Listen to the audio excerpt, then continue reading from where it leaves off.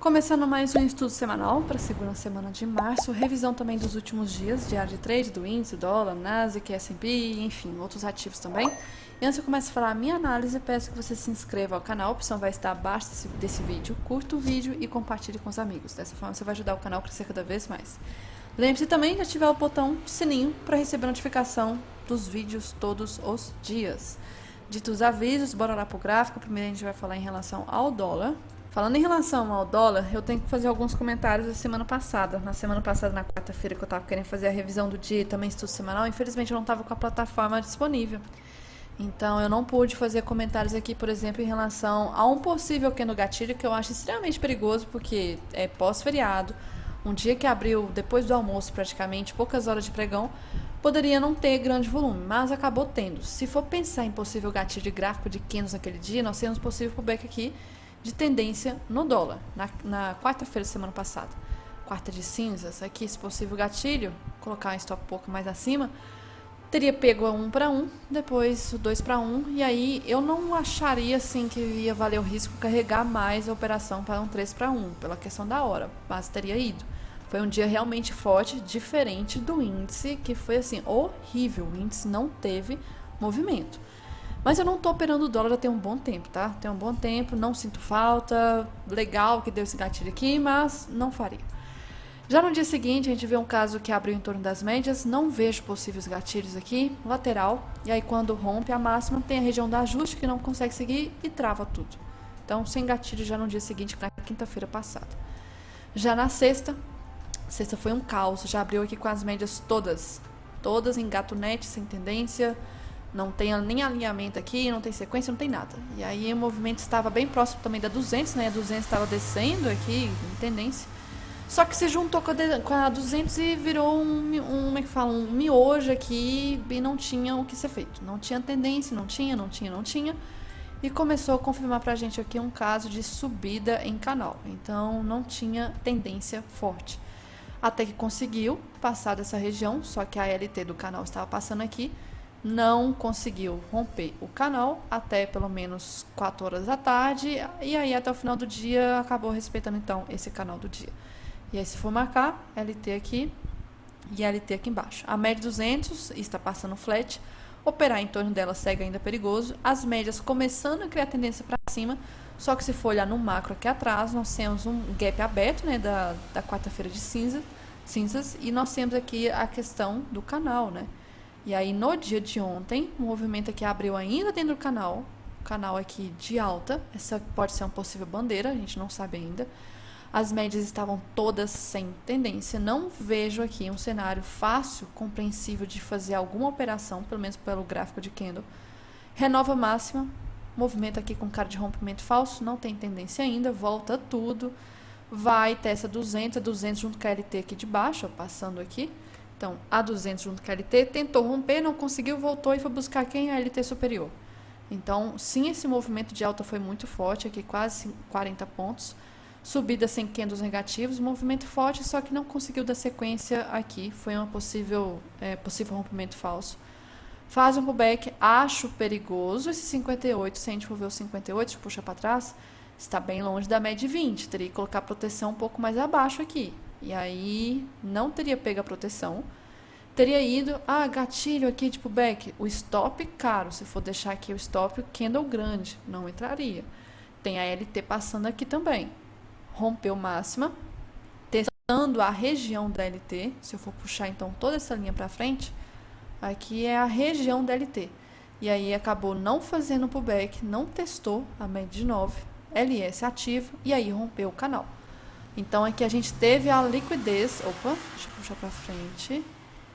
Aqui então a gente teve a região, né, esse vazio aqui, que é como se fosse um favela gap, sendo já testado, já preenchido, né. Aí o movimento acabou subindo, LS ativo, sem pullback, nada a ser feito. Foi agressivo, passou por baixo. Pensar em viradas aqui, é um possível caso de virada, tá? Tem um bom tempo que eu não vejo viradas boas. Pela hora, eu acho arriscado, 5 horas da tarde. O movimento tem de ficar bem travado. Foi um caso realmente bem ruim, travou bem. Depois, stop teria dado por um ponto e travou, não andou. Então, pela hora, não vale a pena essa virada aqui. E aí o movimento, então, Se for olhar pelo macro, rompeu aqui esse canal, pelo menos a LT de cima, mas a LT de baixo pode ainda ser importante aqui na frente. E aí o movimento hoje abre aqui um ponto de possível troca de polaridade. A região que abre é um candle de long leg do G também. Média 80 é importante, só que aqui em relação à abertura eu não vejo o que fazer. A VWAP não vejo força, aqui vendedora, movimento indefinido, candles com muitas sombras, não consegue aqui dar um rompimento realmente para baixo, volta para cima, então região do long leg do G atraindo preço, travando bastante. A gente vê que rompeu fundo, só que com cara já de canal. O movimento vai lá até essa média, por enquanto não vejo nada, ainda em canal, e aí, canal. Aqui eu não sei por que está acontecendo toda vez que eu mexo aqui, o negócio volta. Na Black Arrow também está assim, mas enfim. Aqui nós temos tentativa de rompimento falso, volta. Médias estão sem tendência. Testou a LT lá de baixo, respeitou a LT aqui embaixo, mas depois o mercado ficou travado agora de lado. Aqui, rompeu o fundo, não é pullback, não tem pullback aqui realmente próximo da média, caiu, não é gatilho, não é gatilho. Aqui o movimento agora quebrou a média de 9,20, ficou andando de lado até o final do dia.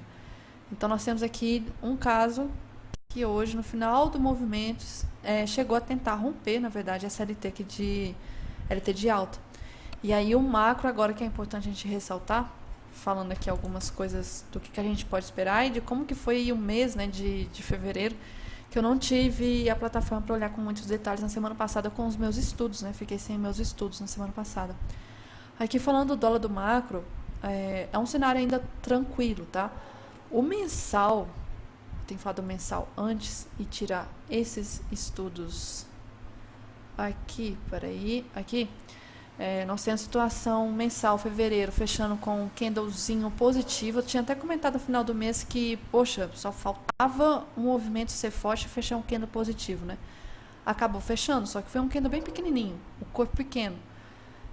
Ainda o de venda de janeiro é o mais forte, por enquanto, do ano. E aqui, por enquanto, no mês atual, ainda sem testar máxima ou mínima do mês anterior. Então, está tranquilo o mês, tá?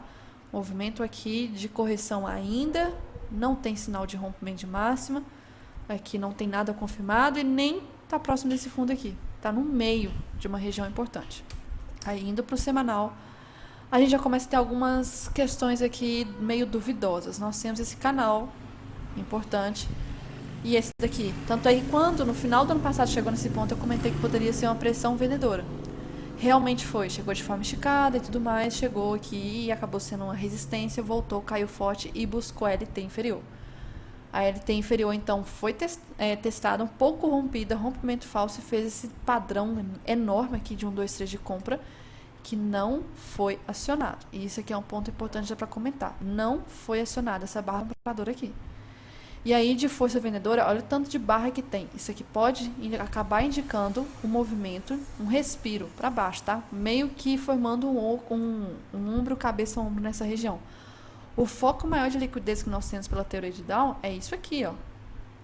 Teoria de Down, porque se for olhar a questão de pivô, né, de força, o último fundo relevante, forte mesmo é esse.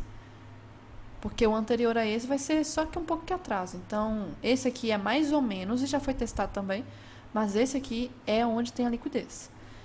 Óbvio que para cima é a máxima histórica que nós temos aqui. Então, pode ser um pivôzinho de baixa. E aí, a gente acaba levando, então, em consideração que isso aqui pode ser rompido. Isso aqui e também o 61 de retração, né? Juntando essa pernada toda, já testou. E aí, tá voltando, fazendo um pivôzinho para ser baixa, possivelmente. E aí, se eu pegar dessa pernada de baixo, já testou quase primeiro nível, segundo nível de retração dessa pernadazinha de baixo. Essa LT daqui, daqui a pouco eu vou tirar ela. Aqui do semanal, só comentando a respeito de médias, a 20 está começando a ficar flat, está quase apontando para baixo. Os outros fatores aqui, IFR está tudo ok, não tem nada impeditivo. Essa queda não teve favelo gap importante aberto, está tudo fechado praticamente. Então, cair está seguro. Cair está seguro aqui. E aí, se a gente falar agora do diário, o diário tem alguns BOs. Nós temos aqui SLT, que eu tinha marcado, estava respeitando, não está mais. Então vou tirar, não importa o que mais. Estava bem fácil, né, de entender quando estava nessa região, e aí rompeu essa região. Então agora está numa região aqui complicada, meio travada, que pode acabar formando uma grande lateralidade. E por isso que eu vou ajustar aqui alguns caixotes. Vou ajustar esse caixote aqui de baixo, para deixar nessa região de fundo. E esse daqui eu vou também apagar, porque era a nossa máxima histórica, né, lá de trás. E vou deixar agora um caixote em relação à ponta de cima. Opa! Aqui, copiar, colar e deixar nessa região aqui. Então, possível trava que o preço deve ficar trabalhando nessa região até definir qual vai ser a direção do pivô, né? Espero que seja um pivô de baixo. Enquanto isso, essas duas regiões aqui são importantes. E aí, por isso que eu tenho aqui esse caixote preto nessa região. E vou arrastar esse aqui para esse fundo. E a CLT aqui eu vou tirar. Essa aqui também, no gráfico oficial. Então, duas regiões aqui para vocês deixarem marcado. Do diário. E aí, 60 minutos. Vamos voltar aqui para o gráfico limpo. 60, ignorem essas linhas azuis, porque são lá da retração macro. Começamos a ter outras marcações importantes para considerar. Nós temos aqui uma LT passando. E isso aqui ainda mantém, né? Então, pode ser que vá funilar mais um pouco nessa região e tá com cara, se for olhar, isso é um triângulo ascendente pelos 60 minutos. De qualquer forma, por enquanto, recomendo deixar a LT marcada. Então, a gente pega, traça a LT aqui, e aí marcado. O ponto onde está, olhando pela média 20, nós não temos tendência de média. Média de 20 estava criando tendência para cima, não conseguiu criar mais, e agora a média já está em onda, né? E a média 200 está flat. Esse ponto aqui todo começa a ficar bem complicado de analisar dólar.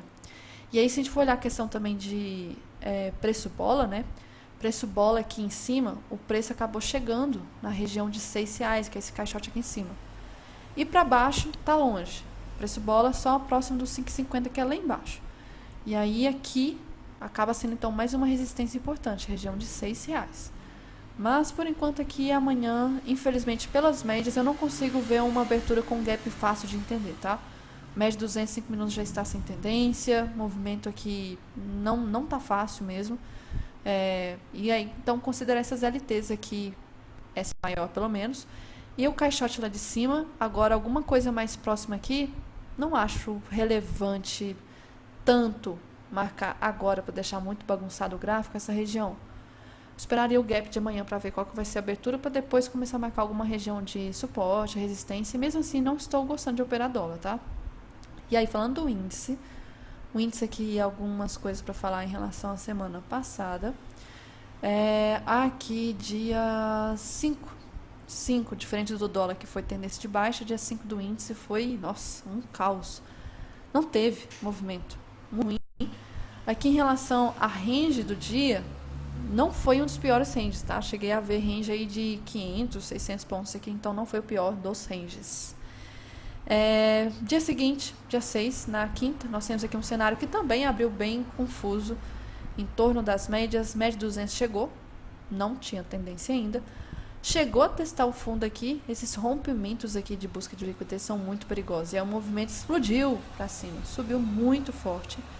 Não vi aqui cenário de gatilho seguro, só subiu, mas também foi um rompimento falso. Rompeu a máxima, voltou para o back agressivo, não deu os critérios para a gente que a gente opera tipo back agressivo, está em torno da média 200 ainda. O movimento travou em torno das médias e não conseguiu dar sequência. Então foi um rompimento falso dessa lateralidade aqui.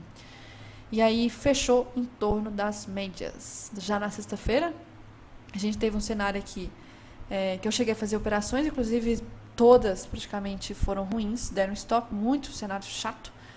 Aqui, sexta, a gente teve um cenário com as médias sem tendência, caiu de forma esticada. Nesse ponto aqui, a gente teve a busca da liquidez desse fundo, então pegou a liquidez e teve a notícia do payroll. E aí o payroll, relatório de emprego, veio e aí criou esse long leg doji, bem feio por sinal, e acabou confirmando aqui depois o rompimento falso dessa região. Tinha a favela gap aberto, o movimento começou a subir de uma forma muito esticada, muito acelerada, ignorando todas as médias, ignorando retração. Aí eu lembro que até o Bricin estava comentando, não sei se foi quinta, se foi na sexta, falando de retração. E é importante ressaltar que retração em mercado lateral não tende a ser relevante O mercado lateral não vai respeitar 61, 50%, 38,2%, porque tende a buscar as extremidades. Então, o miolo não tende aqui a ser algo interessante para marcar retração. Retração é interessante para tendência. Então, essa pernada aqui, por mais que no dia tenha sido de tendência, no macro é lateral ainda. E aí não respeitou nenhuma retração. O movimento voltou tudo. Acabou testando próximo do topo aqui. Voltou para o back agressivo. Não deu gatilho aqui em relação à compra do back agressivo. E o movimento subiu mais. E aí essa subida aqui, nossa, que cenário que foi. Porque subia, de forma muito estranha no fluxo. Rompeu a máxima. LS estava ativo. Se eu marcasse aqui a projeção da primeira pernada do dia, daqui para cima, nós tínhamos o 161 cravado. Faz um pullback nesse ponto aqui, já não estava mais acompanhando. O movimento aqui faz um gatilhozinho muito estranho. A média começou a virar pequeno, esticado. Se eu for colocar proteção aqui para baixo da média de 20, um pouco no meio aqui, né? 400 pontos. Esticado demais. Esticado demais. E o movimento foi mais. Foi mais alguns pontos também, não foi tanto não. Voltou aqui, passou por baixo, não deu boa virada. Esse candle aqui é a situação das viradas que eu falo que não é interessante operar, porque não tem saída de candles dessa região. Os fechamentos estão muito próximos, então o movimento não está andando. Então não seria operável. Poderia ser um caso aqui de tentar fazer um ombro, cabeça, ombro, e não foi o segundo ombro. E aí rompeu o máximo. Nesse caso aqui, alguns possíveis cenários, né? Deixa eu colocar aqui a situação. Nós temos o 1% de alta já cravado. Fez um topo. Então aqui 2, um fundo, topo. Então tá meio que passando assim, e aí se eu for puxar pra frente, nós temos aqui um caso que testa a LT de novo, beleza, rompe, aí vem a importância, rompeu a máxima. Agora a questão aqui, pelo menos, pelo horário, sexta-feira à tarde, não acho aqui um bom gatilho. Depende muito como a pessoa marca esse canal. Eu ainda acho que a LT estaria na cara. Se eu for marcar exatamente aqui a forma do canal, ficaria bem estranho mesmo e não daria. A LT estaria lá em cima. Mas aqui os fundos iam ficar meio estranho também. Então, depende. Eu não acharia seguro. Ao mesmo tempo, eu vejo em certo ponto que já tinha rompido essa região estranha aqui. Estaria fazendo pullback daqui e fazendo esse pullback como se fosse de lado, né? Ao mesmo tempo, eu vejo a LT passando aqui, a depender de como que a pessoa marca, e poderia travar, né? Ainda mais está muito próximo de 1,5 de alta. Então, fica a critério da pessoa enxergar isso aqui, sem esquecer que é sexta-feira à tarde. Mas olhando, dando zoom afastado, ó, a gente vê aqui como se fosse uma tentativa de ombro, cabeça, ombro que não foi para frente. Voltou, fez aqui o pivô e pullback. Ah, lindo, realmente, olhando assim, pronto, depois, lindo, mas sexta à tarde. E acabou sendo um dia muito forte. Fez o pico do movimento aqui, passou inclusive de 1,5, chegou a quase 1,75, talvez aqui mais ou menos. E aí o movimento acabou sendo o topo do dia e travou nessa região aqui. E aí, ontem, nós tivemos aqui um caso de gap, como se fosse um gap, posso considerar simples. Ele não é uma situação de gap dinâmico, porque nós não temos aqui o fechamento do dia anterior acima, né, da 50, porque senão poderia ser, e seria inclusive muito bonito, mas dependeria também de gatilho, e aí gatilho para venda no 2, a gente não teve gatilho nem acionado. No 5, não tem também. Então, assim, nem se tivesse o cenário do gap, gatilho não teve. E aí o movimento abriu nessa região com a 200 aqui em tendência. 200 aqui passando importante. Nesse ponto aqui, a gente tinha aqui cenário caindo forte, muito estranho para uma segunda-feira, estranho. Não respeitou o VWAP do dia anterior, e aí foi caindo, e aí chegou num ponto aqui de retração do dia anterior que nós estávamos comentando ontem. Retração aqui, chegou muito próximo da retração nesse ponto. Movimento aqui, deu gatilho pela troca de cor, não vi pelo gráfico de candles, vi pelo renco. Movimento subiu forte, não fiz a parcial, não chegou na média de 20, o movimento voltou, então, mas foi a reação dela aqui com a retração do dia. O movimento voltou, O BR agressivo começa a preencher os critérios. E aí, quando já estava fechando esse candle aqui, trocou a cor pelo gráfico de rico. E depois o gráfico de candles também teria dado gatilho nesse 18. Extremamente arriscado operar em torno da média de 200. É um saco operar em torno da média de 200. Fiz a venda aqui. Nesse caso eu coloquei o stop posicionado mais pelo gráfico de candle. Coloquei aqui como se fosse assim um pouco do 18. Se eu arrastar isso aqui, na hora, nós tínhamos aqui a média de 20 um pouco mais acima. Então eu coloquei um pouquinho aqui acima dessa região, mais ou menos.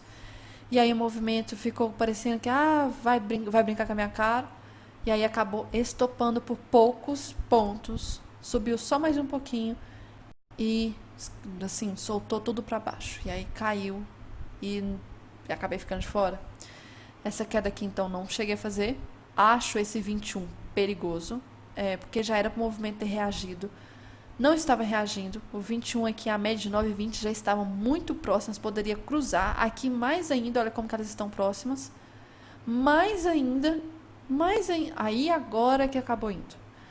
Aí, movimento renova fundo. Temos aqui a região de 1% de baixa. 1,5% na verdade, próximo. Um candle com cara de exaustão. Porque o movimento da tendência já foi aqui atrás. A ignição aqui. E aí aqui cara de exaustão. Nós temos um caso, inclusive, que se a gente for olhar, olha o volume dos últimos candles, volume grande, numa região com cara assim de exaustão. E aí a gente tem a possibilidade aqui também de ser essa região de teoria de Down, desse último pivô que nós tivemos aqui do dia anterior, do último pivô relevante, né, dessa pernada toda aqui. Região interessante para considerar. E aí eu fiz a compra pelo Renko.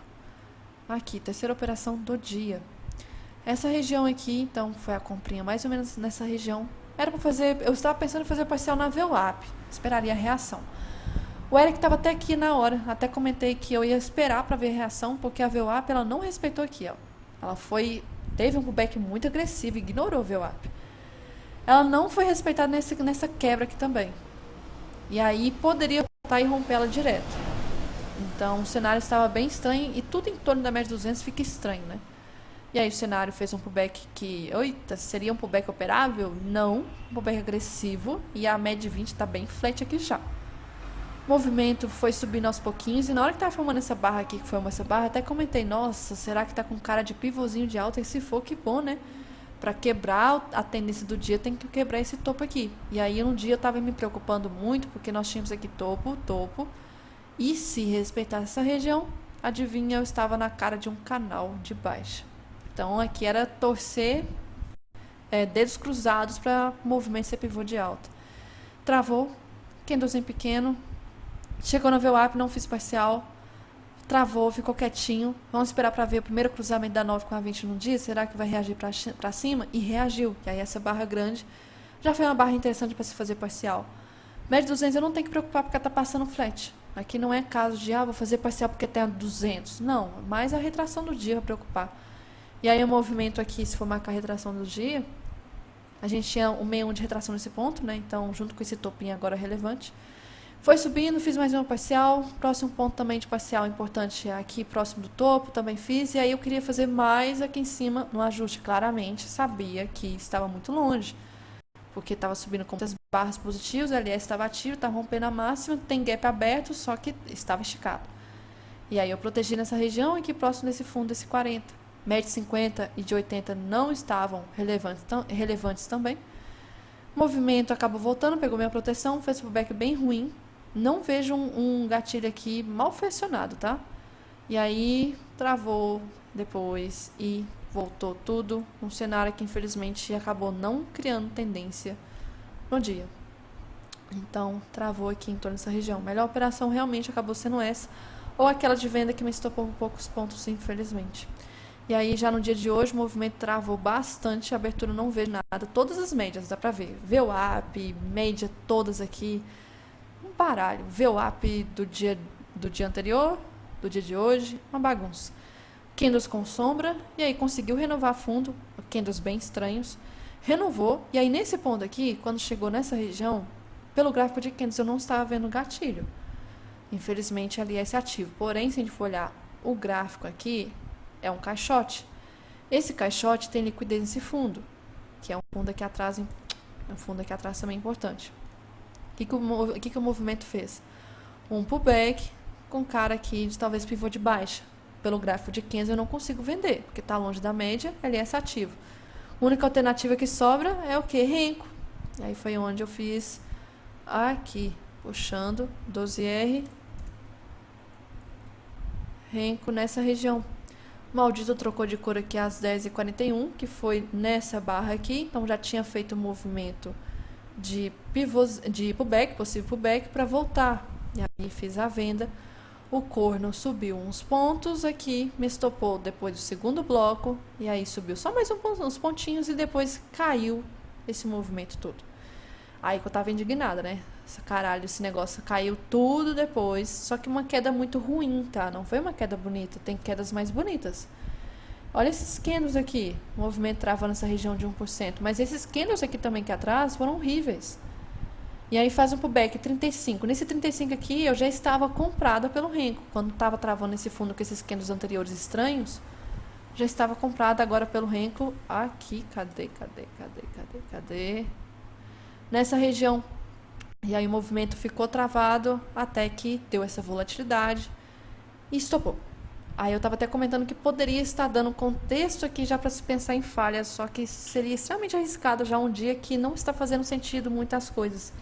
Índice caindo, dólar caindo, ações caindo, DIs caindo, tudo caindo, lá fora caindo, tudo estranho. E aí, cenário de falha, não teria dado. Não é um bom gatilho esse do 2 minutos. E aí, o movimento teria chegado próximo da 20. Não é barra acionada. Ficou travado. Era para ter reagido, não vejo mais gatilho aqui. E aí, acabou indo. Então, rompeu esse caso de uma possível deriva que estava formando aqui. Então, deriva rompida. Não vejo outro gatilho seguro aqui. O movimento começa a fazer deriva também, então caindo estranho. E aí do Neida, com 1,5 de baixa, próximo de pavio aqui, dessa região do candle do payroll de sexta, o movimento começa a subir. Subir muito forte. E aí ignorou tudo. Foi subindo, reto, subindo. Chegou na 200, saía a 200, conseguiu respeitar, segurar um pouco da pressão junto com retração. A gente vai marcar a retração do dia. Tinha 50% de retração também. Aí travou aqui em torno das médias e fechou na região dos 200. Falando aqui em relação ao macro para amanhã, né? A gente vai precisar abrir, na verdade, o Ibov, estudo semanal. Comentar aqui do mensal anterior, do mês anterior. O candle mensal do mês anterior é um candle preocupante em relação a price action. Se eu tirar os estudos aqui, é um caso, sem imaginar médias, nada. Olhando o cenário como um todo, tentativa de pivô de alta que falhou, cara de topo duplo que não foi de primeira, cara até de um respiro para talvez romper esse fundo aqui, onde tem a liquidez. O cenário pelo mensal está preocupante. Isso aqui pode ser movimento para baixo, tá?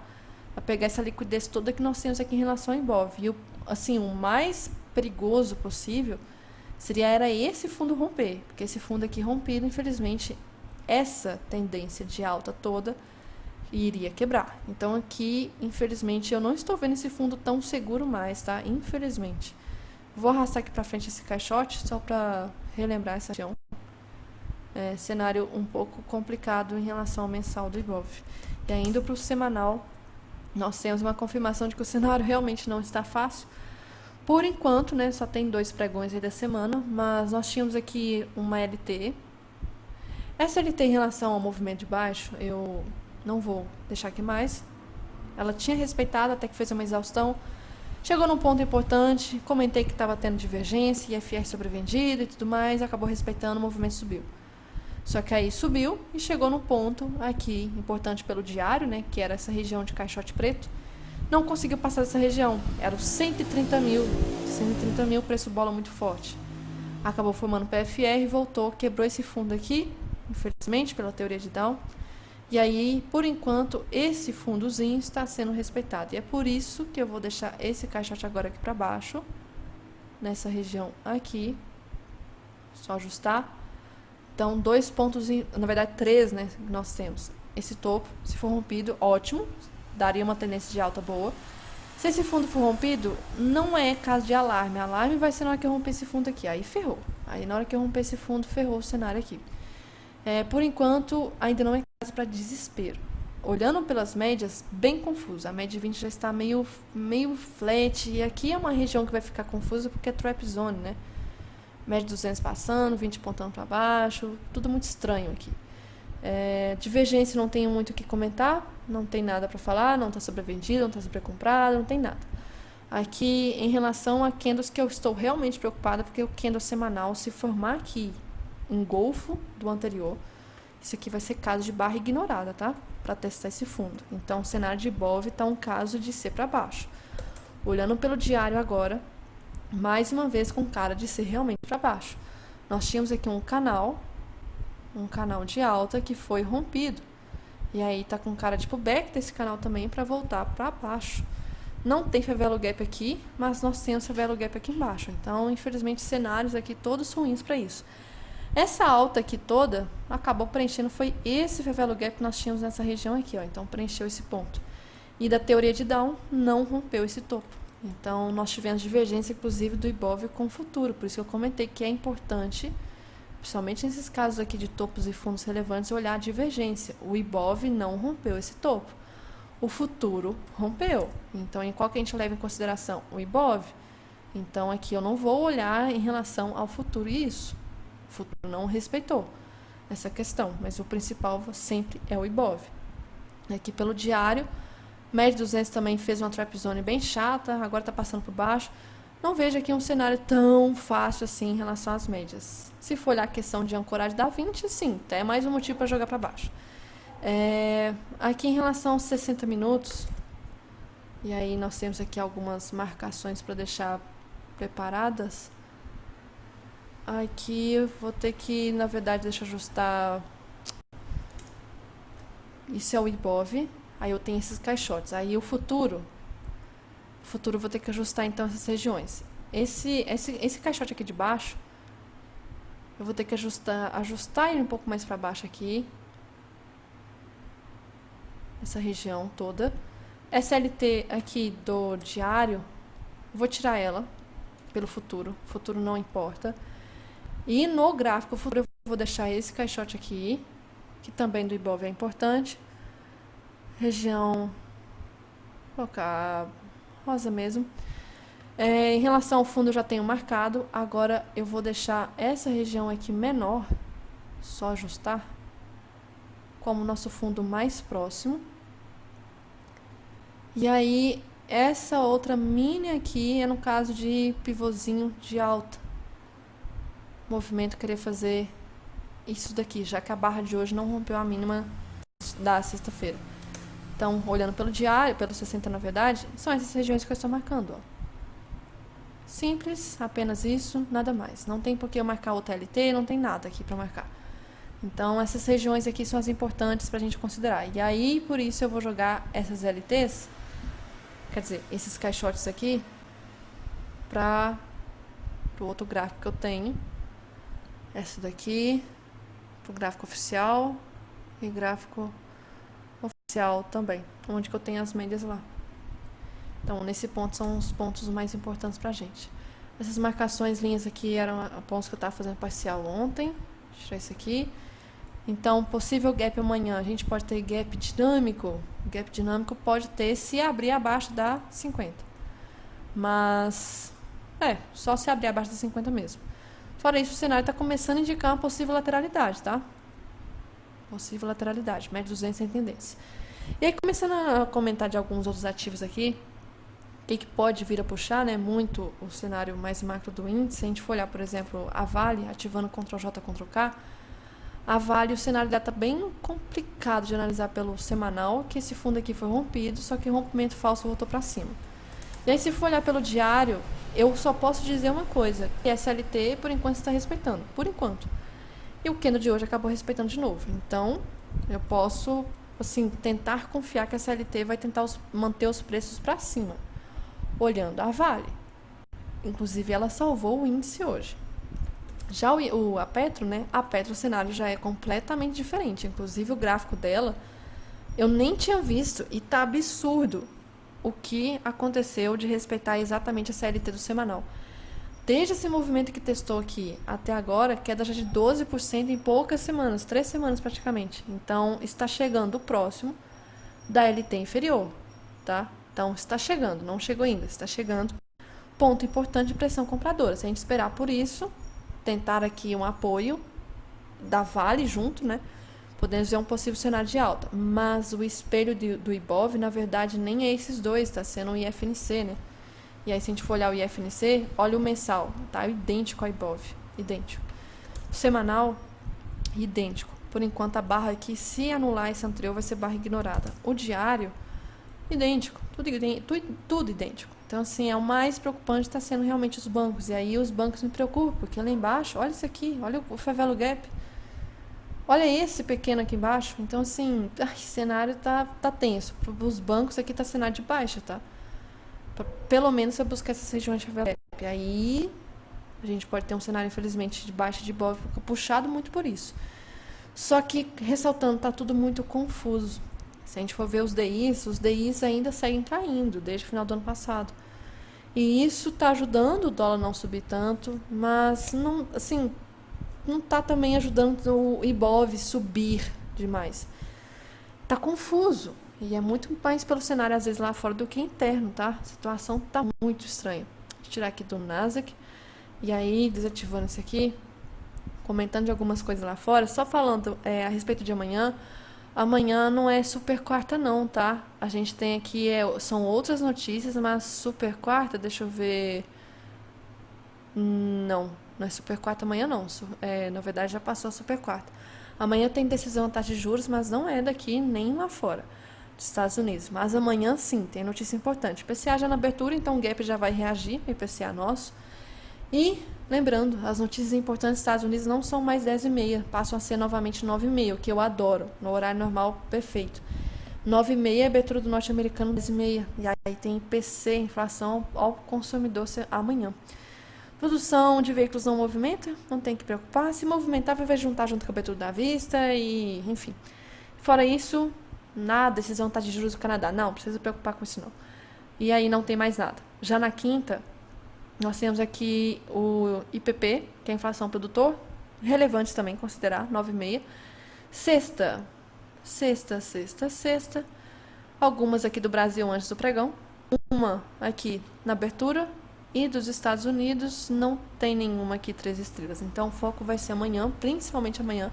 IPC, notícia programada, inflação ao consumidor. Mas é aquilo, né? As não programadas é outra história. E aí, falando a respeito dos índices lá fora, o cenário tá complicado, hein? E eu tô achando que a gente tá, assim, muito tranquilo, tá? Comparando com o cenário lá fora. Não me assusta isso, não é surpresa para mim. Tinha comentado já tem muito tempo que esses movimentos lá fora estavam muito esticados, muito sobrecomprado, estava precisando de correção, muitos indicadores aí, teorias e tudo mais, alertando que não estava saudável o movimento. E começou uma queda muito forte desde esse último topo aqui do S&P. Então, caindo. O movimento aqui já está abaixo, inclusive, dessa média de 200 aqui, importante do diário. Já rompeu fundos aí atrás importante, mas eu considero um fundo aqui importante esse aqui embaixo. Mas é aquilo, a queda já começou a ficar já esticada, agora está precisando de uma correção, né? Está precisando de uma correção, não pode ser queda livre, não é caso de ser ainda queda livre ainda, não tem motivo para ser uma queda livre. O Dow Jones também está complicado, vou tirar essa LT aqui, vou deixar essa aqui de baixo, inclusive testou ela hoje. Queda muito forte, está começando mais uma vez, eu vou mostrar daqui a pouco de novo. O gráfico de 2008 com o gráfico atual está muito idêntico ao que o Dow Jones está fazendo. O Nasdaq também rompeu a média de 200, importante, então assim, o mercado americano está sangrando, só que está precisando de correção. E o mais interessante é que o dólar lá fora também está caindo, tá? Então, dólar e bolsa também caindo. Ah, mas a gente aprendeu que bolsa vai para um lado, dólar vai para outro. Depende muito. No caso, em questão, a gente está vendo tudo caindo lá fora. Nós temos aí, por exemplo, olhando pelos juros também, o cenário de juros também vem caindo desde o início do ano. Dólar também, ações também. Então, que diabos é isso? Cenário que estão meio que em posição em cima do muro. Risco. Melhor esperar para ver um cenário melhor, porque o pessoal está falando que isso é possível recessão, que não sei o quê. cenário complicado. Diferente, por exemplo, quando a gente viu a pandemia a gente viu as ações caindo, só que o dólar disparou. O dólar disparou, os juros caíram de início, né, para cortar os juros ali rápido, mas o dólar disparou. Mas agora a gente está vendo um cenário tudo indo junto, tudo para baixo. E aí a gente vê algumas coisinhas subindo, como, por exemplo, algumas commodities, como o caso do ouro, que não para de renovar a máxima. E é um ativo de segurança. E aí a gente também vê dados que, em relação ao ouro, se os Estados Unidos vêm acumulando mais ouro nesses últimos meses. Pois é. Então aqui a gente vê um cenário, por isso que eu estou comentando que está um pouco confuso de entender, até aqui mesmo internamente. Porque quando os dois vão para a mesma direção, é chato, mas quando tudo vai para a mesma direção, aí é foda. Porque nós tivemos hoje, se for olhar aqui, DIs caindo, não é só hoje, ontem também. Ações caindo, o índice nosso caindo, dólar caindo, tudo caindo. O que está subindo? Então, assim, a correlação fica difícil, fica realmente muito difícil. O fluxo fica estranho, fica tudo muito estranho, a gente fica com a sensação que alguém está mentindo. A gente está sofrendo muito isso mais por cenário externo do que cenário interno, tá? O foco está sendo muito a situação externa ultimamente, nesses últimos dias. A gente for olhar o EWZ nosso, o EWZ, olha só, comparando com o S&P, por exemplo. O EWZ está performando bem, está tirando de letra nesse ano, a gente está indo muito bem. E é engraçado que ano passado a gente foi uma das piores aí, nas piores ações, quer dizer, piores índices, e a gente já começou o ano até bem, tá? A gente está respirando sobre aparelhos ainda por enquanto o mundo lá fora está sangrando. Se a gente for olhar, por exemplo, o Hang Seng e China, China está subindo. Então, realmente, ali a peça do tabuleiro está sendo a questão dos Estados Unidos, que a gente tem que acompanhar de perto, porque afeta tudo, infelizmente. E aí tem a questão do petróleo. O petróleo está batendo patamar abaixo de $70. $70 é um patamar muito importante.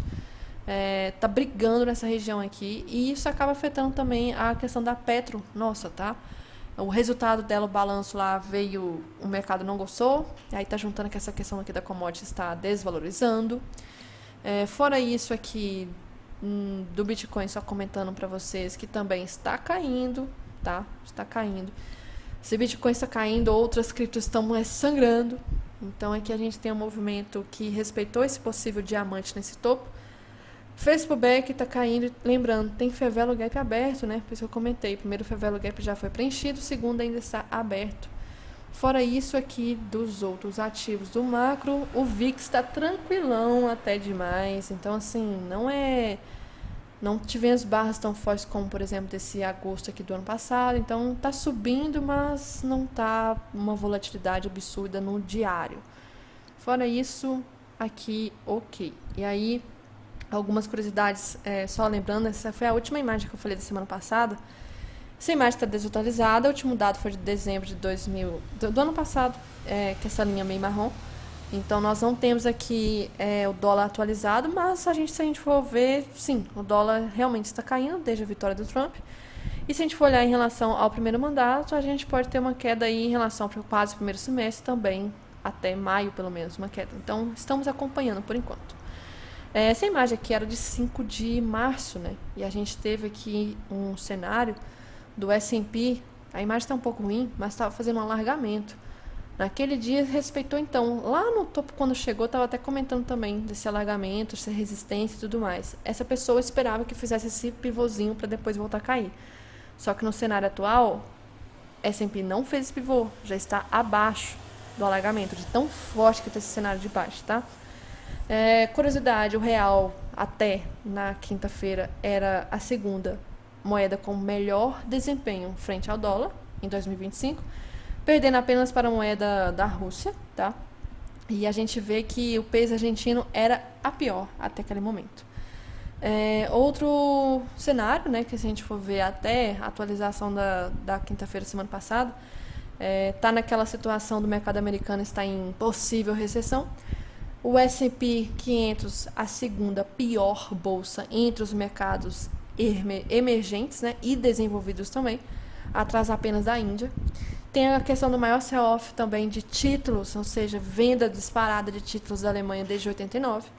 O maior rendimento do título de 10 anos do Japão desde 2009, lembrando que o Japão ali É uma situação que era bem atípica de um país que promovia a ideia de juros mais baixos possíveis por muitos anos. E aí era um país bem interessante para a questão do carry trade, né? Lembrando o carry trade, que era uma coisa muito legal para grandes investidores. Você chega no banco ali no Japão, pede dinheiro emprestado a juros praticamente zero. Então quer dizer que você vai pegar um dinheiro, por exemplo, 100 mil reais e você vai ter que pagar 101 mil, sabe? Uma coisinha assim bem pequenininha para o banco como retorno. Você pega esse dinheiro e coloca, por exemplo, num investimento de renda fixa, vamos supor, dos Estados Unidos, do Brasil, que dá um retorno de tantos por cento no final do ano fixo. E ainda podendo ser talvez ali a mudar, né? Ser não como é que fala? Taxa fixa, mas ser variável conforme o IPCA, conforme Selic, se for do Brasil. Então, assim, é quase como se fosse realmente um dinheiro garantido. Só que se o Japão corta a mangueira e começa a aumentar os juros, e esse carry trade fica desfavorecido, né? Não fica vantajoso, na verdade, a circulação de dinheiro no mundo fica um pouco mais complicada, porque quem estava soltando a mangueira ali com juros baratos não está fazendo tanto, então fica complicado o carry trade. Então, o maior rendimento de 10 anos do Japão, maior rendimento, então, do título de 10 anos desde 2009, maior queda semanal do dólar desde 2022 até semana passada. E o petróleo também está nas mínimas dos últimos anos. E isso tudo nós estamos ainda em março. Outra coisa também que em relação ao gráfico da Petro, que eu não cheguei a atualizar isso aqui, mas isso é o gráfico diário da Petro. Deixa eu puxar, quero ver a imagem mesmo. Se a gente for ver aqui, é a média de 200. Média de 200 a gente sabe que é uma das médias mais usadas aí por vários traders, né, grafistas. E esse gráfico é desde 2021. E a gente vê aqui um cenário que, desde, né, a última vez que fechou mesmo abaixo, ficou um tempinho, só ficou acima depois, ó, acima, fechou abaixo, mas rompimento falso. Testou, subiu, só que aí vem aquele estudo que eu falo. Quando os testes começam a ficar muito próximos um do outro, é sinal de que já está fraco a região. Então, teste aqui, teste aqui, teste aqui, teste aqui, sinal de que já está uma região fraca. Então, a gente tende a ter um possível rompimento dessa média de 200 aqui, mesmo depois desse tempo todo. E também tem a questão da inclinação que eu falo, da média. Olha como que ela estava inclinada em certos pontos aqui e olha como que ela já está agora. Como ela esteve aqui, por exemplo, nesse ponto. Ela já está perdendo um pouco da curvatura em relação à tendência, né? Então, um cenário um pouco complicado para Petro. E aí, aqui na quinta, o cenário foi bem complicado lá fora. Aqui nós temos um cenário em relação... isso aqui não vale a pena comentar, não. Isso aqui também, importante, em relação às tarifas, tarifaço aí, que o Trump está nessa discussão, vai e volta atrás, enfim, aplica, depois volta, aplica, suspende, aumenta, essa confusão toda. Para quem é grande, assim, as grandes empresas, melhor comprar estocado que ficar guardando essa briga, essa cachorrada aí. E aí, isso já teve um possível reflexo em relação à balança comercial de janeiro. Então, a balança comercial de janeiro, os Estados Unidos apresentou um déficit, então, tipo assim, como se fosse um valor negativo, um déficit recorde de bilhões, contra a projeção, e inclusive a projeção já estava esperando ser negativa. Então, a gente consegue ver que é um claro movimento de antecipação de importações nos Estados Unidos por conta das expectativas de aumento de tarifas.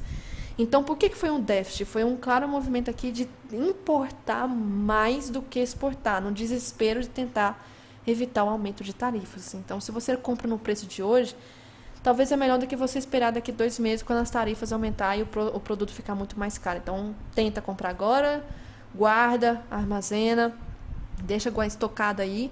E aí houve um balanço, então, negativo, né? Ou seja, importou mais do que exportou. Um caso recorde aqui. Mudando de assunto, a gente teve também uma questão de semana passada que o povo já começou a divulgar fake news, que a galera, assim, de início eu também caí, mas depois fui ler a questão da lei e realmente estava explicando melhor ali. A questão que isso, assim, para muitas coisas já é aplicado. Quando a pessoa já está com irregularidades na Receita Federal, não é questão de CPF negativado, é irregularidades na Receita Federal com nome, o CPF, assim, travadaço, não é negativo por causa de Serasa, não tem nada a ver com SPC e Serasa, essas coisas. É questão de Receita Federal.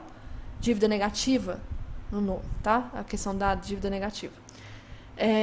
Dívida ativa, na verdade. E aí a gente teve aqui a questão que o Banco Central apenas reforçou mais um ponto em relação que muitas outras coisas, quem já tinha essa trava no CPF já era impedido de muitas coisas, agora acrescentou mais uma, que não vai ter chave Pix. Não vai poder fazer transferência Pix. Para quem tem... nem você, no caso, se você tivesse irregularidade, você não pode. E nem quem tem irregularidade vai poder receber, porque não pode ter a chave Pix. Aí o povo começou a cair em cima. Nossa, quem tem nome negativado, que isso? Não é questão de nome negativado SPC Serasa, tá? É questão de, realmente, de situações irregulares da Receita Federal.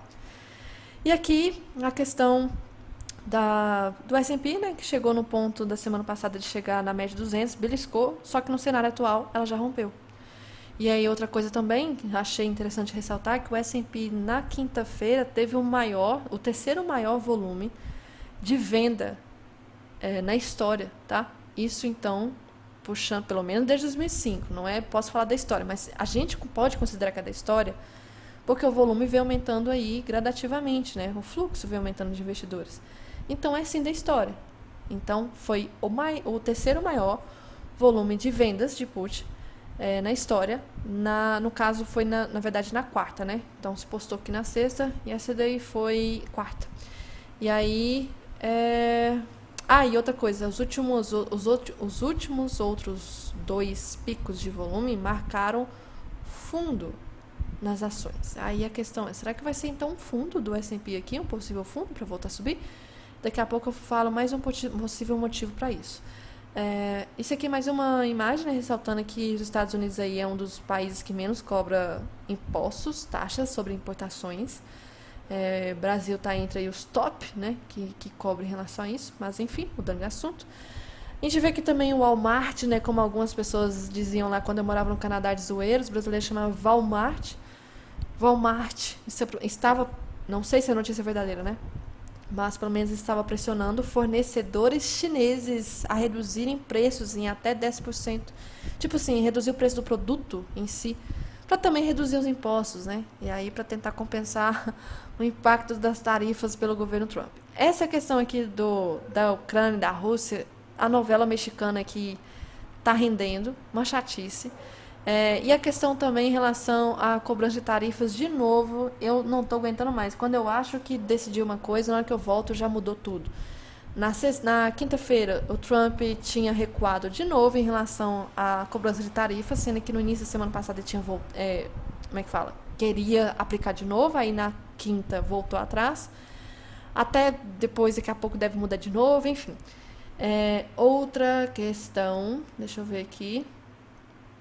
Teve essa zeragem também de imposto de alimentos aqui no Brasil, né? Que as pessoas esqueceram desse assunto. Esqueceram de falar mais sobre esse assunto, não sei a aplicação a longo prazo. Só que se a gente for ver a questão de... As pessoas estão justificando assim, como que vai zerar imposto se o Brasil é um dos maiores exportadores, praticamente produtores aqui de várias commodities de alimentos. Vamos lembrar que nós não somos os únicos do mundo. Se a gente praticamente zera impostos aí para alimentos vindos de outros países, a gente favorece na questão da balança da oferta. A balança da oferta tem ali, então, o equilíbrio que pode favorecer o preço para a demanda. Então, em certa parte, pode beneficiar. Tem prejuízos aqui também, né? Mas, enfim, como tudo tem a moeda boa, tem a parte ruim também. Mercado na quinta-feira foi sangrento lá fora. Então, aqui a gente tem aí uma queda, no caso, na quinta, né? Que foi o pior dia de 2025 até o momento do S&P. E deixa eu ver o que mais. Que teve os piores 2 dias no ano, na mesma semana. Outra coisa aqui. Essa novela, como eu disse, mexicana da Ucrânia e Rússia, está uma confusão, e Estados Unidos também, que quem achava que talvez Trump era pró-Rússia e anti-Ucrânia, agora já virou o cenário, parecendo que está pró-Ucrânia e anti-Rússia, Trump anuncia que está considerando sanções bancárias fortes contra a Rússia, e Trump disse que pode impor mais sanções e tarifas à Rússia, e voltou atrás. Voltou. Bagunça aqui. Bagunça essa novela. Dá uma cachorrada isso aqui, então. Enfim, só resumindo a questão do imposto de novo, então zerar impostos de importação sobre café, carne, etc., biscoitos, etc. Aumentará a importação, né? A importação, aumentando a oferta e reduzindo o preço dos produtos. É um raciocínio meio básico que não sei se vai funcionar na prática mesmo. A gente vai ver nos próximos meses aí. Outra questão aqui que eu achei interessante, que é a respeito... Isso é algo que eu já estava comentando desde o ano passado, né? Que o S&P estava sendo muito carregado aí pelo setor de tecnologia, né? E aí a gente vê aqui a questão do setor de tecnologia, né? Pelo menos ali de tecnologia tá aqui embaixo, está caindo, mas os outros pelo menos assim estão respirando tranquilos, estão respirando assim, entre aspas, tranquilos, né? Mas ok. O movimento todo de alta que estava sendo puxado pelo índice foi puxado muito pela tecnologia, né? E a tecnologia está sentindo e acabou puxando agora o movimento. Enfim, aqui a questão... isso aqui até o Rodrigues mandou no grupo também, que eu achei essa imagem aqui postada no Twitter, que os Estados Unidos está estocando o ouro. Está estocando e passou pelo menos o pico aí lá de 2022, quando começou a guerra ali da Rússia e da Ucrânia. Fica aí um sinal de alerta, né? Estocar ouro. Por quê, né?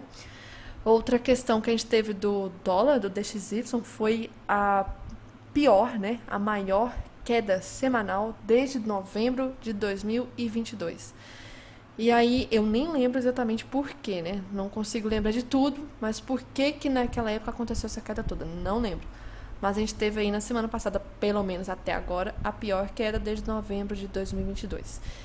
E aí a gente teve também, falei agora mesmo a questão do Japão. O governo do Japão ali na sexta-feira acabou, sexta para sábado na verdade eu acho, aumentou aí também a taxa de juros novamente, tá? E aí chegou no pico desde 2008. Então o carry trade está bem complicado. A questão que eu não mexo com cripto, mas para quem está acompanhando o cripto deve estar uma loucura, porque Donald Trump nesses últimos dias também foi uma loucura.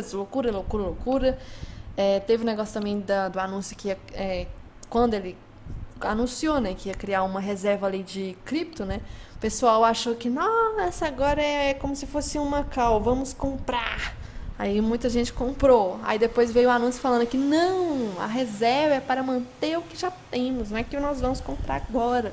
Aí vai cripto sangrando depois. Então é muito louco, eu fico acompanhando essas coisas, é muito engraçado. Mas enfim. Outra coisa aqui em relação ao Nasdaq, se a gente for ver do volume, a gente tem aqui 4 volumes, né? 4 picos de volume. É igual aquele que eu falei de maior volume de put da história aí. A gente tem um caso aqui que esse volume em 2023 gerou uma tendência de alta. 2024 gerou uma tendência... É isso mesmo? Deixa eu abrir aqui a imagem. Não sei se é 2024. Tá bem ruim de ver. Alguma coisa assim. Mas enfim, os últimos volumes aí a gente vê que criou um possível fundo. A questão é, nós estamos diante de um possível fundo? Se for olhar pelo indicador lá em cima também, um RSI, nós estamos sobrevendidos também. Será que é um possível fundo? Eu estou esperando uma correção, porque o movimento já caiu até demais. Precisava de um movimentozinho de alta aqui, um respiro. Está caindo muito forte. Outra questão, a gente tem aqui... venho ressaltando, já tem tempos a questão de estar esticado lá fora. A gente tem o Buffett praticamente há um tempo já com dinheiro parado em caixa. Muita gente criticou ele, mas agora as pessoas estão entendendo por quê, né? O mercado estava muito esticado lá fora, então ele manteve muito do dinheiro parado esperando esse cenário todo, já que estava muito esticado. E aí, sexta-feira, novamente, mais uma queda sangrenta para o mercado americano, assim, perdendo em questão de dinheiro, valor, né? 1,75 trilhões é muita coisa. O S&P já passou para baixo da média de 200 na sexta também, então cenário caótico demais. Naquele dia também o Nasdaq caiu 5%, Dow Jones perdeu 1.000 pontos em um só dia, então foi complicado. Todo mundo ali pensando recessão nos Estados Unidos. E foi a pior queda aí do Nasdaq desde 2020, que foi da pandemia. E a gente também teve a questão, agora falando de ontem, isso aqui já tá, alguns bancos, como por exemplo o JP Morgan, falando já do Brasil. Aí eu acho engraçado, né, que esses bancos aqui começam a mudar às vezes de opinião. JP Morgan fez alguns comentários em relação ao Brasil, né? Eles às vezes fazem atrasado. O Brasil pode estar mais perto que esperado de fim de ciclo de alta da Selic. Melhora em China deve beneficiar emergentes e Brasil. O JP Morgan eleva a recomendação de ações no Brasil para compra. Aí fudeu. A gente sabe que na hora que começa a recomendar para um lado é porque o negócio vai para outro. Compra em Brasil é tática, não estrutural. Problemas permanecem. Cenário global agora favorece mais Brasil que México. Sim, era o que eu estava comentando ali. O cenário poderia ser interessante para o Brasil. Até o momento está sendo. Vamos ver os próximos capítulos. Outra coisa que, infelizmente, isso é um cenário ruim a longo prazo para a gente, né? Porque a gente teve um volume do Ibov muito forte durante a pandemia. E aí só vem caindo. Só os fortes aqui permanecendo pelo jeito, né? E só vem caindo. E aí voltando a patamares antes da pandemia. Então todo aquele movimento que a gente viu, ó o círculozinho. Então quem viveu sabe o que foi aqueles períodos muito, muito, muito ponto andava no dia, também muito perigoso que foi. Tá voltando aí a patamares bem baixos de volume. Outra coisa que eu achei interessante aqui comentar, antes de eu abrir esse post aqui, é o HSBC também falando do Brasil, né? Que o HSBC já no caso rebaixou a avaliação, não está falando dos Estados Unidos. O HSBC rebaixou a avaliação de ações dos Estados Unidos, agora que está no fundo. Rebaixou a avaliação. A HSBC adota posição otimista sobre o mercado europeu. E o Citi rebaixa também a avaliação de ações dos Estados Unidos para neutro, agora que caiu já isso tudo. Então, assim, eu acho que tem um pouco mais de sangue aí pela frente. E Citi também eleva a China para overweight. E aí, parece que talvez o seu off vai ainda acontecer mais pra frente. Tem mais espaço, porque tem muita gente lá fora, principalmente lá fora, que confia muito nessas recomendações. E aí, essas recomendações acontecem de forma atrasada. E tem gente que segue mesmo sendo atrasado. E aí... vamos para a Lua. Onde está a Lua? Lá embaixo. Então, o movimento aqui... até o Sérgio também Machado, que ele é sensacional, comentando que está bem confuso, um dia complexo. Como eu disse, tudo caindo. Dólar, juros, bolsa lá fora. Infelizmente, muito mais a Gringolândia afetando do que o Brasil em si. A questão também da novela dos Estados Unidos com o Canadá está ainda acontecendo. Eu acho que alguém em relação a Ontário, acho que Ontário lá, que estava tipo governador, tá? De Ontário estava meio que querendo impor certas sanções em relação à energia, né? Energia do Canadá para certas regiões dos Estados Unidos. E aí, é engraçado que no início nós não precisamos de nada do Canadá. Tipo, fala do Trump. Agora... no caso, né, quando o governador ali de Ontário começou a ameaçar que ia cortar energia para algumas regiões dos Estados Unidos, o Trump veio postar na rede social que isso é um caso de emergência nacional, cortar energia. Então, assim, o show continua. Então, nós tivemos o comentário hoje mais cedo do Trump e já tudo voltou atrás. O Canadá já voltou atrás, falou que não vai impor 50%, vai impor só 25% ainda, mas 50% não. Então, a guerra comercial já está começando, gente. Nos primeiros capítulos ainda, e vai muita coisa acontecer. Então, teve também, junto com essa questão, antes do Canadá voltar atrás, o Trump também ameaçou que ia aumentar mais ainda, para 50%, em relação ao Canadá. Aí vem o Canadá, volta atrás e fala assim, não, nós vamos manter só 25%, os outros 25% a gente vai suspender. E essa questão da Rússia ali, que está para chatice também, que aí a Ucrânia cedeu em relação a alguns acordos de minerais com os Estados Unidos.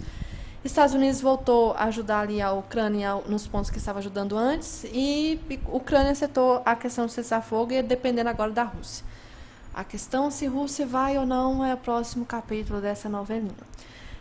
E outra questão também, que até a gente estava comentando antes de vir aqui para a revisão, que sobre a dívida americana só cresce, né? Só cresce.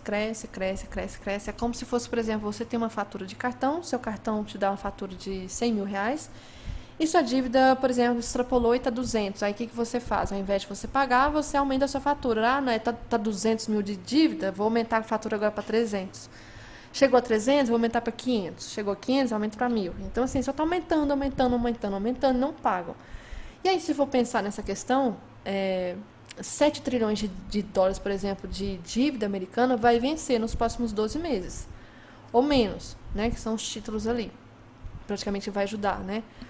E aí, a questão que tudo isso que o Trump está fazendo, que está jogando a bolsa para baixo, dólar para baixo, juros também para baixo, pode ajudar a questão dos juros dessa dívida ficar menor, né? Então, ajudar na questão da dívida americana ficar um pouco mais baixa, porque alta ela vai ficar e ela está batendo recordes. Então, aqui nós temos a questão, então, que uma desaceleração da economia americana talvez permita menores juros da sua própria dívida. E aí, outra coisa que eu queria comentar a respeito dessa imagem aqui, um pouco confusa de início, tá? Mas, resumindo, a gente percebe, então, recentemente um importante desenvolvimento de mercado que provavelmente indica uma mudança no regime macro. A gente está reparando algumas coisas que está indicando uma mudança, então, no regime aí. Por exemplo, o dólar americano não está mais agindo como um porto seguro nesses últimos dias, semanas. Por exemplo, também a semana passada registrou maior declínio, maior queda do DXY, juntamente também com uma queda do S&P, que não era visto há 30 anos. Então, nós estamos aí diante de um cenário bem diferente do que a gente está acostumado com as teorias. E aí, enfatizando aqui que essa mudança na dinâmica do mercado passa despercebida para muitos. Os investidores estão cada vez mais reconhecendo os riscos associados à manutenção de dólares americanos e mesmo em períodos de turbulência no mercado estão começando a favorecer alternativas, não indo só atrás de dólar, mas alternativas como ouro e outras moedas, como iene, e como ativos de refúgio seguro. E aí esse não é um fenômeno novo. Houve períodos também históricos como 74, 75, 76, 78, quando o dólar enfraqueceu naquela época de forma semelhante, à medida que os mercados também, as ações caíam. E aí o dólar americano só foi supervalorizado dessa forma 2 vezes na história, né? 85 e 33. Ambas as vezes levaram a desvalorização significativas em relação a outras moedas, e particularmente a ativos tangíveis também. Então é engraçado que a gente vê assim, no caso, quando supervaloriza, né, a gente acaba vendo todas as outras moedas no geral sofrendo e também até ativos tangíveis como o ouro também sofrendo. E aí o contrário também, né, a gente está vendo aí o dólar junto com ações e tudo mais, Estados Unidos caindo e as moedas, pelo menos o Brasil está sendo a segunda melhor performance do ano. E o ouro, um ativo tangível, subindo também. E aí, assim como o mercado de títulos do Tesouro pós-pandemia surpreendeu os investidores, pelo menos esse cara aqui acredita que estamos caminhando para um desenvolvimento comparável ao do dólar americano. Enfim, muita coisa está para acontecer. Fora isso, acho que era só isso que eu tinha que ressaltar. Muita coisa está acontecendo, está difícil até de acompanhar. Estou tendo que olhar o Twitter mais de uma vez ao dia, umas 10 vezes ao dia, para tentar acompanhar o mais rápido possível algumas notícias ali atualizadas. Infelizmente, nós temos aí o Trump, que usa muito mais o Twitter do que qualquer outro meio de rede social de comunicação. E aí, muita coisa está agitando, infelizmente. Não tem como ficar de fora, infelizmente, do Twitter, porque muita coisa está acontecendo. Eu não consigo imaginar como está sendo para os grandes empresários que exportam produtos e fica uma hora vai taxar, a hora seguinte, não. Aí depois vai, mas é menos. Aí depois, não, volta atrás. Eu não imagino como deve estar sendo o estresse de quem trabalha nessa área. A chatice que está sendo essa novela. De vai e volta nessa questão de taxação. Nossa, coitado.